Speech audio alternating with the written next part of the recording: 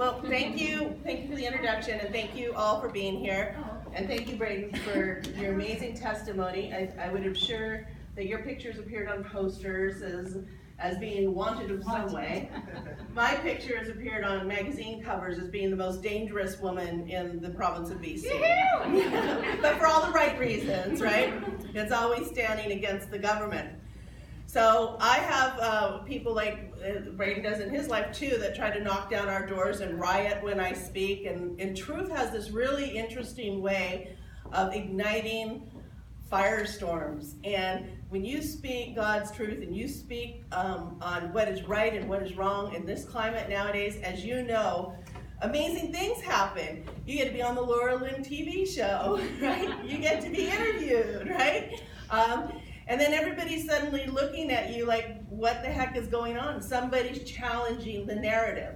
Somebody's standing up for truth. Somebody is actually speaking and doing things that the majority of the students in your school wish they could do, right? But I can tell you guys, for you young people that are here, what has happened over this last few months with the invasion of the SOGI agenda into the schools, it has galvanized people across not only this province. The momentum building here is amazing, but you should see what's happening all across Canada now. We're being invited to speak in Australia, the United Kingdom, because things are moving here. People, our youth, are standing up, and there is a very new thing happening. So one of the things that has transpired as we've been speaking to the pastors across Canada, and especially here in the Lower Mainland, and I will tell you, as a person, my work is out in the world, okay? We hold rallies, 800 people show up in Terrace, arenas are filled in Prince George, Bevan Park Arena overflowing. We have funny stories about all these places because the rent-a-mob, shut down free speech, and all those other people tend to follow us around. Except one time the Hells Angels helped us out with security, and we actually had more cops than we ever did because they were there to watch the Hells Angels watching us. It seems somewhere in my travels I helped one of their family members, and they take family very seriously. And so when they heard we were having security problems, they raised up a few brothers to come and help with security, and it was quite an amusing situation.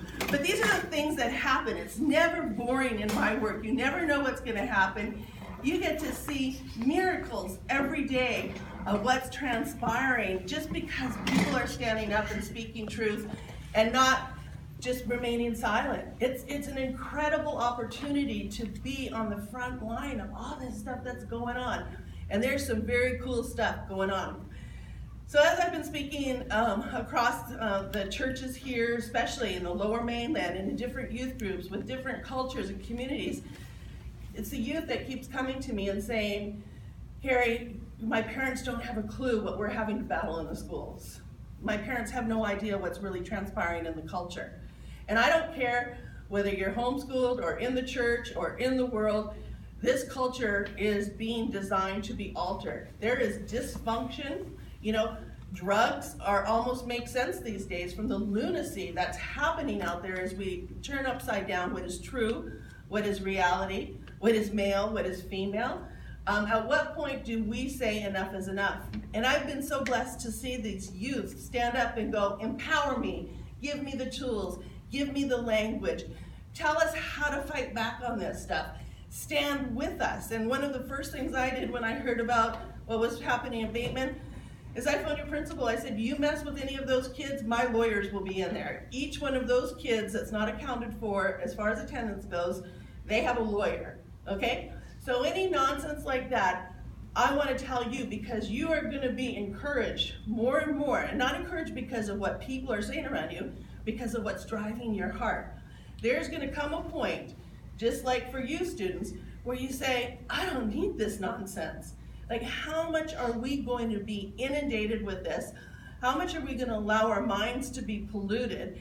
How much are we just going to give over to this insanity and go along with everything we know is not true, right? Everything from pronouns, right, to, at what point, would you just like to see your school kind of purged of the propaganda and politics associated with sex activism? Yeah. I think so. And this is supposed to be your education. This is supposed to be equipping you with the tools to do what you need to do to be successful in life. And instead, your time is being, I'll use Ethan's words, wasted. And I go, wow, man, that young man's got it, right? Why? Your time is valuable. Your headspace is valuable. Your knowledge base is valuable and should not be being wasted on things that are not going to assist you in life but are designed for a political agenda. Now, I use the term sex activism. Sex activism I do very carefully because I have a lot of friends in the LGBTQ community. And every one of those friends does not agree with what's going on. They are being used, and I would say that if we had more time here to talk about cultural movements like socialism and fascism and communism and all those other things, we could delve into what's really transpiring here and what's really being altered on our culture. But right now we have dysfunction, right? We have kids who are being trained to be victims, right? Instead of encouraging you to be strong, healthy individuals, we are robbing you of that identity and giving you this weird one that is not going to assist you in life. And I've seen this now with the youth. You're rising up all over this province, and it's a good thing. The churches, okay? I used to be very frustrated with the churches. The church leadership owes you young people a big apology. We have not been on guard for this nation. We have not protected you. We have sent you, and we've closed blind eyes for a lot of this leadership and said, oh, you'll survive. You know, you'll know Jesus on Sunday, but the rest of the 6 days, whatever.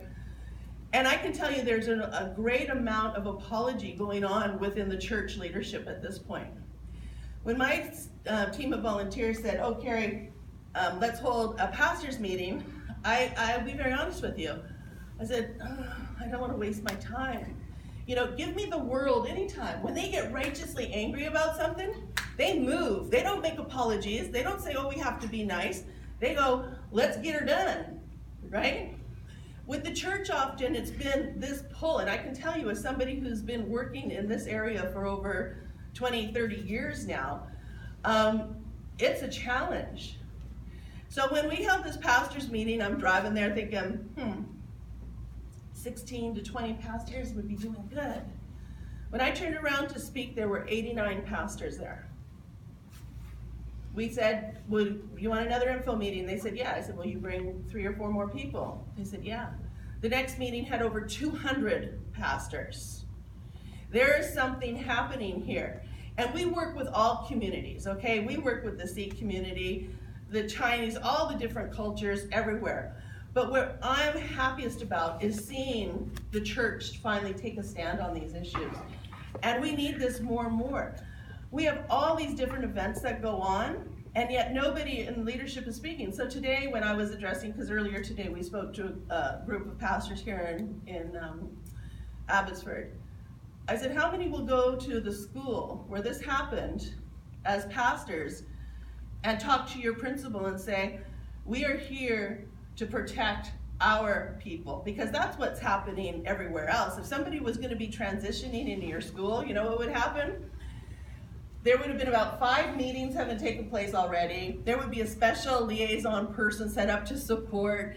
Your classrooms would have been visited to say, oh, well, you know, Lucy's coming back as Luke, right? You know, and this is just normal. It's totally normal. And if anybody does or says anything, you're the bad guy. So why not the same thing for when a group of Christians stand up and say, we don't want this anymore, right? These are good kids. There'll be a lot of the kids that were following you that aren't Christians as well. We need to be open. There's a big movement happening here from a variety of backgrounds, from a variety of places. One of our top speakers that's working with us is a trans male named Jen Smith. He is a he. He does not want to be a she, except that he likes to wear blonde wigs and lipstick and has some really good jewelry. But he is, he's one of our greatest voices in this. He says, I am not a woman. Biologically, what is in my head is never going to translate into my biological reality, okay? we need to say these things. We need not to play in the pronoun game. I was speaking Barry Neufeld. We had Barry Neufeld's the trustee who's taken a stand against the Soji in Chilliwack. And literally all hell broke loose when he took a stand and said, I'm not going to do this. You know, the media went after him. He was every name in the book. I've been called every name. I think my list is way longer than his. He's got a little ways to go. But you know what? All this nonsense, but they're from what I call the squawk box choir. There's this group always, and it's small. It's not very large, of people, and they're well-intentioned. And you know what? That's what makes this battle hard. So many of them, now, not everybody, the sex activists with their political agenda, definitely. But a lot of the people who want to be friends and want to be allies are very well-intentioned, and that's what makes this so hard to deal with, right? But you know what, with love, we have to tell the truth. And in this meeting, on a very few short days' notice, I said, you know what, we need to support Barry in Chilliwack. So we decided to hold a rally.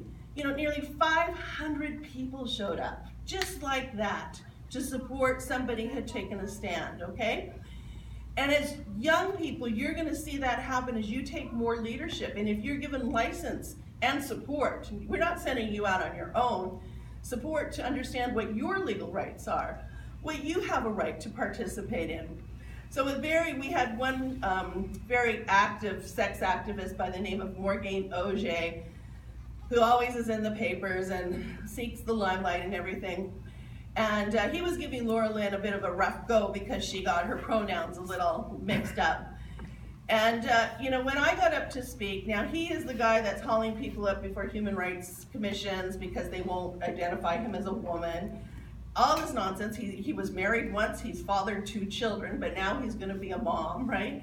And I can tell you stories about that, but we don't have that much time tonight. But, you know, so now they want me to play the name game with his mental health issues, right? And I don't do that. So he was giving Laura Lynn a hard time. When I stood up to the podium, I said, Morgan, I will defend your right to wear a wig, wear high heels, put lipstick on. I will defend all this. We live in a free country. I have free will. We have freedom of choice here. But what I won't let you do is demand that I fall into what your agenda is. I said, my reality begins where your delusion ends, right? Your delusion is not going to impose itself into my reality. And baby, you ain't ever gonna have what I've got here. You know, I'm not all that as being a woman, no matter how hard you try. You know, we have to be careful here because we get sucked into these things. You know, the word heterosexual is being eliminated out of the vocabulary, you know, cisgender this or that. You know, we need to stop playing the game, and you have the right to do that. They can go play their game. They can do it after hours at school. They don't need to be taking up your time. So what has happened as we've traveled across BC, as young people have come up, we have a young girl in Parksville, for instance, who took umbrage because they flew the gay pride flag over her school. She said, no, that's not my flag. My flag is the Canadian flag. That's the flag that's for everybody. This is a political statement you're making, and schools are not supposed to be political. So she made a fuss, and now that's before the Human Rights Commission because she's going to take them on, okay? I've been hauled up before the Human Rights Commission because I put a document allowing parents to express control over what kind of misinformation was being given to their kids and said, don't do this. The sex activists got very upset with me. So they hauled me up before the Human Rights Commission, okay, which is a quasi-court, is similar to a judge. Notoriously known for being what we call left-wing politics. They don't always make the right decisions. But you know what? The day when my secretary said, oh, Kari, they're calling you up, I said, hallelujah, let's do this. Let's do this war. And typically, good, well-intentioned Christians kind of capitulate, and they go for mediation, and then they apologize. And then they are sorry that they offended somebody, and they pay a ridiculous amount of money and promise never to do it again just to get out of the situation. We are in a cultural war, and you guys are on the front line of that. So when I have an opportunity to go and do something, I win. So it took 2 years for us to finally get to tribunal because I wasn't supposed to do that. I was supposed to get scared and go, oh, bad Kari, naughty, naughty, naughty Kari. She'll never do that again. But I don't have that in me. I don't have that in me to play games. I don't have that in me to give over my rights, the land that I have